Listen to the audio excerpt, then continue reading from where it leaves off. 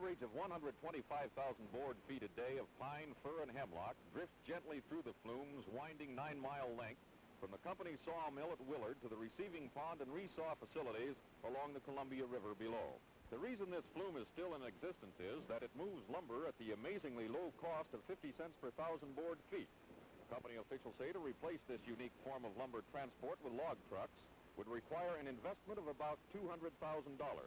Naturally, they plan to keep the flume running as long as it is economically feasible.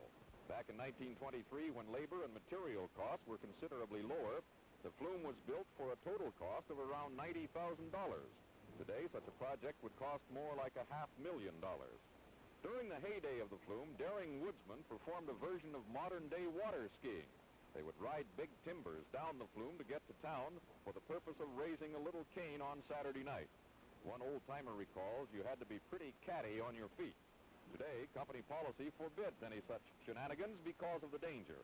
Another hazard of the flume is frequent jamming of lumber. Sticks and boards become hung up and jams develop.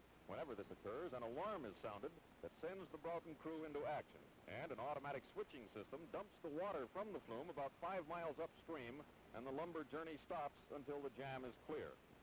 Once in a while, the relay device is tripped by woods creatures who often like to chew on insulation of the wiring.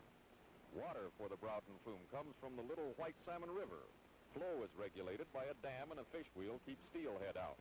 Work at the sawmill end of the flume begins an hour earlier than at the lower plant because it takes about an hour for the material to reach the resaw and distribution facilities downstream. From U.S. Highway 830 on the Washington side of the Columbia River, one can see the flume where it parallels the shoreline road for about 4 miles. As long as the